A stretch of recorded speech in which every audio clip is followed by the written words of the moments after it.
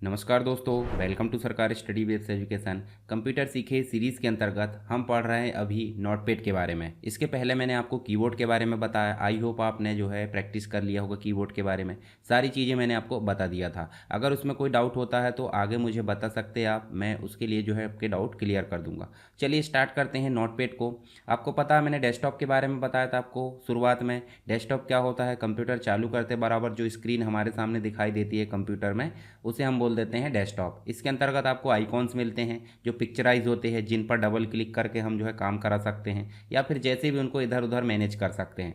उसके नीचे task bar होता है। डेस्कटॉप में क्या होता है? Task bar. टास्क बार में पहला जो आइकॉन होता है वो होता है आपका स्टार्ट बटन का। इसके बाद कुछ प्रोग्राम्ड आइकॉन होते हैं जिनको स्टार्ट करते बराबर हमको दिखाई देते हैं या फिर पिन करने पर हमको दिखाई देते हैं। इसके अलावा नोटिफिकेशन वो हमने ऑलरेडी देख ली हैं। चलिए अभी हम बात करते हैं स्टार्ट बटन की। तो स्टार्ट बटन हम सिंपल ऐसे क्लिक करके भी स्टार्ट कर सकते हैं और कीबोर्ड में विंडो बटन होती है जिसका उपयोग मैंने करके बताया था आपको। इसमें हम जाएंगे और यहाँ पे आपको लिखना है NOTEPAD। इस प्रकार से आप लिखोगे, देखिए नोटपैड आपके सामने दिखाई दे दिया। इसको जैसे ही आप क्लिक करोगे तो आपके सामने नोटपैड कुछ इस प्रकार की विंडो डिस्प्ले होगी। और मैंने आपको शुरुआत में ही बताया पेन ब्रश में एक माइनस बटन होती है जिसका उपयोग हम करते हैं मिनिमाइज़ करने के लिए। यानी कि देखिए यहाँ पे चला गया है, कहाँ पे? टास्क बार में। इसको क्लिक करेंगे, वापस से आ गया। उसके बाद बीच वाली जो बटन होती है वो होती है मैक्सिमाइज। यानी कि पूरी विंडो में अगर आपको एप्लीकेशन को बड़ा करना है या फिर कंप्लीट रूप से पूरी विंडो में देखना, तो वो बीच वाली बटन जिसे बोल देते हैं मैक्सिमाइज करना। वापस से वही बटन रीस्टोर नाम से आ जाती है जिससे कि वापस अपनी पोजीशन पर एप्लीकेशन आ जाता है। हर एक एप्लीकेशन में ये बटन देखने को मिल जाती है। ये बटन कॉमन है। इसका उपयोग होता है एग्जिट करने यानी कि क्लोज करने के लिए। जैसे इसको क्लिक करेंगे तो आपका एप्लीकेशन क्लोज हो जाएगा। फिर से हम जो है नोटपैड को ओपन कर लेते हैं। अब नोटपैड ओपन हो गया, हम बड़ी स्क्रीन करके इसका उपयोग करेंगे, ज़्यादा अच्छा रहेगा। यहाँ देखिए आपको कुछ जो है टाइटल बार दिख रहा है। नोटपैड जो आपका विंडोज़ 11 के अंतर्गत आता है। देखिए विंडोज़ 10 तक जो नोटपैड है वो सिंपल आता था।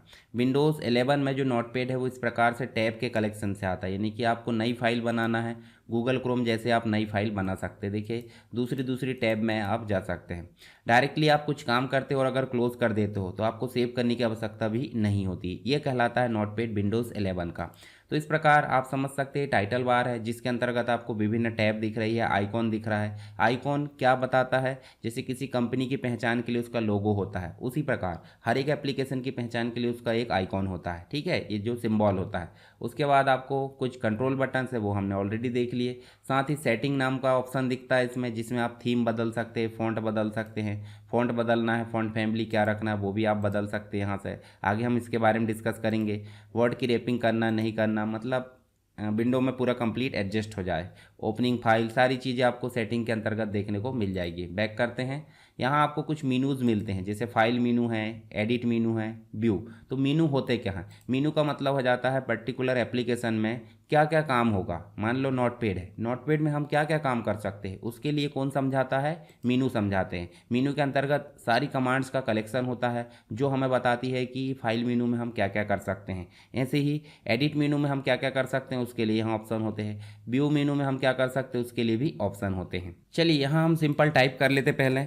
मान लो हमने इस प्रकार से हम पूरा नाम लिख लेते हैं अपने इंस्टीट्यूट यानी अपने चैनल का। ये हमने लिख दिए सरकार स्टडी बेस्ड एजुकेशन। ठीक है, और यहाँ पे हम लिख देते हैं computer education and other tips, जो भी हम लिखना चाहते हैं। इस प्रकार से हमने जो है क्या लिख दिए यहाँ पे पूरा कंप्लीट जो डिटेल में टेक्स्ट लिख दिए। अब आपको पता है माउस में हम माउस का उपयोग करना मैंने सिखाया था आपको। माउस को हम जहाँ क्लिक करते हैं वहाँ पे वो कर्सर चला जाएगा। देखिए जो स्क्रीन पर जो ब्लिंक हो रहा है छोटा सा, वो कर्सर है। अब हम चाहते हैं कि इस कंप्लीट जो टेक्स्ट है इसको सेलेक्ट करें, तो जहाँ कर्सर है वहाँ हम माउस की लेफ़्ट बटन दबाएंगे और माउस की लेफ़्ट बटन दबाने के बाद इसको घसीटेंगे ऊपर की ओर, क्योंकि ऊपर की ओर टेक्स्ट है। उसके बाद इसको बड़ा करना है। तो बड़ा करने के लिए यहाँ पे अगर देखें हम, तो इसको मैं छोटा कर लेता हूँ अभी इस प्रकार से नोटपैड को, ये इस प्रकार। और यहाँ जाके देखोगे तो इस सेटिंग में आपको मिलेगा फ़ॉन्ट, और फ़ॉन्ट में आपको मिलेगा देखिए इस प्रकार से 11। तो 11 के साइज़ को आप क्या कर सकते हो, मान लो 28 कर देते हो, तो आपकी स्क्रीन पर जो भी फ़ॉन्ट रहेंगे वो 28 के पॉइंट पर आ जाएंगे। इसका दूसरा तरीका भी है फ़ॉन्ट को बढ़ाने का। कौन सा? कीबोर्ड में कंट्रोल बटन बताया था मैंने, कंट्रोल बटन को और माउस की स्क्रॉल बटन, माउस के स्क्रॉल बटन जानते हैं आप, जो व्हील होता है उसको आगे की ओर घुमाना है, आगे की ओर घुमाना। तो देखिए आपका जो टेक्स्ट है वो बड़ा हो गया है, ऐसे ही जूम इन हो गया, ऐसा मान लो जूम इन हो गया और ऐसे जूम आउट हो गया। तो आप कभी भी इस प्रकार से अगर देखने में दिक्कत हो रही है तो आप इसको जूम इन कर सकते हैं, ऐसे ही जूम आउट भी कर सकते हैं। तो इस प्रकार से हम जो है नोटपैड में क्या कर सकते हैं, काम कर सकते हैं, जो कि विंडोज़ 11 का है। इसके पहले वाले में ये स्क्रॉल वाला आइडिया काम नहीं करेगा। उसके लिए क्या काम करेगा, फॉन्ट साइज आपको मैनुअली बढ़ाना पड़ेगा, फॉर्मेट मेनू दिया होता है। अब यहाँ देखिए आपको जो फाइल हमने बनाए हैं, इस फाइल को हम सिंपल क्या कर सकते हैं, सेव कर सकते हैं। कैसे भाई, सिंपल है, आप फाइल मेनू में जाओ, यहाँ देखिए आपको सेव नाम का ऑप्शन दिखेगा, कंट्रोल एस। कंट्रोल एस मतलब हो जाता है शॉर्टकट की। जैसे आप कंट्रोल कीबोर्ड में कंट्रोल की दबाएंगे और एस की प्रेस करेंगे, उसके साथ में देखिए आपके सामने एक विंडो डिस्प्ले हुई है जो कि पेंट ब्रश में भी आई थी। तो इसको बोल देते हैं डायलॉग बॉक्स। इसको क्या बोलते हैं, डायलॉग बॉक्स।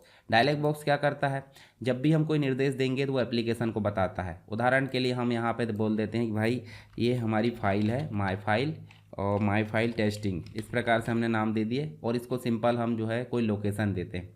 उदाहरण के लिए हम जो है यहाँ पे, चलिए यहीं पे ले लेते हैं और इसको सेव कर देते हैं। सेव कर दिए तो देखिए इस फाइल का नाम आ गया है, आप शुरू में कर सकते हैं इसे, इस फाइल का नाम आ गया है माई फाइल टेस्टिंग। अब माई फाइल टेस्टिंग जो है किस में बनाई गई है, नोटपैड में। तो सिंपल सी बात है, नोटपैड कुछ अपना यूनिक नाम तो ज़रूर रखता होगा ताकि आपको पता चल पाए कि नोटपैड की फ़ाइल ही है। ठीक है, नहीं तो हमने पेंट ब्रश में भी बनाए थे, उसका नाम भी माई फाइल टेस्टिंग हो जाएगी तो दिक्कत होगी। तो चलिए वो चीज़ समझते हैं। जैसे दोबारा सेव करना है तो हम सेव एस में जाते हैं, देखिए कंट्रोल शिफ्ट एस। यहाँ जाकर देखोगे तो माई फाइल टेस्टिंग के जस्ट नीचे लिखेगा सेव एस टाइप, यानी कि हर एक एप्लीकेशन में अपना एक यूनिक नाम होता है, उसको बोल देते हैं एक्सटेंशन। क्या बोल देते हैं, एक्सटेंशन। एक्सटेंशन होता है इसका डॉट टी एक्स टी, यानी कि टेक्स्ट डॉक्यूमेंट। हम क्या बना रहा है, टेक्स्ट डॉक्यूमेंट, इसलिए इसको क्या बोल देते हैं, टी एक्स टी। डॉट के साथ यहाँ पे टी एक्स टी लग जाएगा, तभी हम पहचान पाएंगे कि ये नोटपैड की फाइल है। ठीक है, चलिए इसको हम फिर से कर देते हैं ऐसे सेव, यस कर दो। तो अभी फाइल हमारी सेव हो गई, एक्सटेंशन आपको समझ में आ गया। तो इसका जो एक्सटेंशन होता है डॉट टी एक्स टी होता है। इसी प्रकार हमने पेंट ब्रश पढ़ा था, तो पेंट ब्रश का पी एन जी होता है।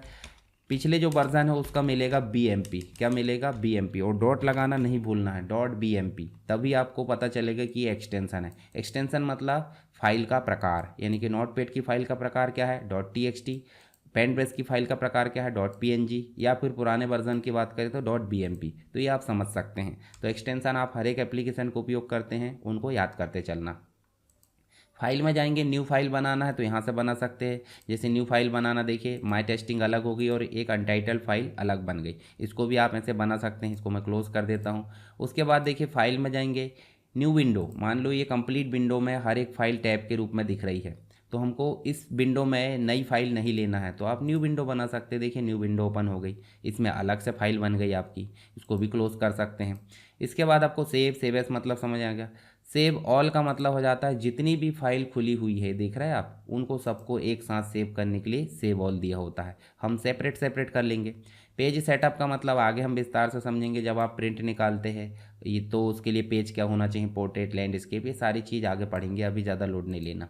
उसके बाद जो है प्रिंट कर सकते हैं। क्लोज टैब, ये कंप्लीट जो एक टैब है उसको क्लोज करना, या जितनी भी टैब है उनको क्लोज करना, तो क्लोज विंडो कंप्लीट रूप से हम कर सकते हैं। ऐसे exit, pen press sorry notepad को एग्जिट करना है तो उसके लिए नोटपैड को हम एग्जिट कर सकते हैं।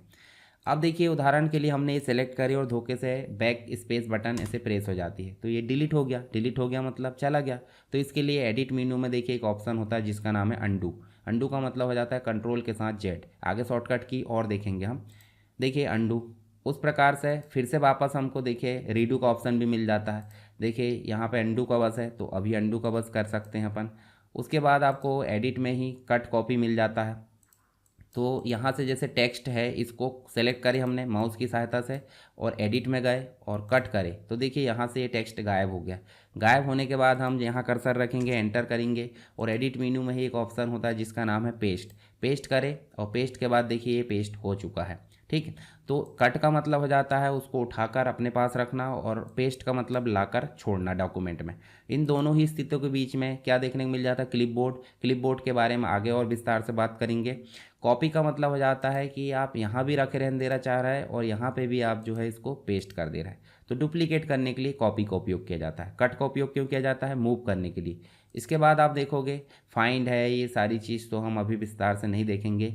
जूम दिखाना है, जो भी चीज़ है वो आपको यहाँ पे देखने को मिल जाती है। तो ये तो था हमारा नोटपैड। नोटपैड में हमने कुछ बेसिक चीज़ें देखे। कीबोर्ड का उपयोग आप अच्छे तरीके से करने के लिए नोटपैड का उपयोग कर सकते हैं, ताकि आपकी प्रैक्टिस ज़्यादा से ज़्यादा हो सके। देखिए, माउस का उपयोग तो किसी से भी बन जाता है, परंतु कीबोर्ड का उपयोग एक्सपर्ट से ही बनता है। तो आपको क्या बनना है, आपको एक्सपर्ट बनना है, ठीक है। मैं उसके लिए पूरी कोशिश करूँगा। साथ में आपकी कोशिश क्या रहेगी कि जितना भी मैं बता रहा हूँ उसको अच्छे से प्रैक्टिस करना है, आप भी एक्सपर्ट बन जाओगे, ठीक है। तो आपको किसी प्रकार का डाउट होता है तो आप मुझे कमेंट बॉक्स में ज़रूर बताएं, और वीडियो पसंद आता है तो लाइक करें, अपने दोस्तों के साथ शेयर करें। चैनल को सब्सक्राइब नहीं किया तो उसको भी सब्सक्राइब कर ले, ताकि आगे आने वाली जितनी भी वीडियोज़ है उसके बारे में आपको जानकारी मिलती रहे। टेलीग्राम चैनल भी आप ज्वाइन कर सकते हैं। तो चलिए मिलते हैं नेक्स्ट क्लास में, तब तक के लिए जय हिंद।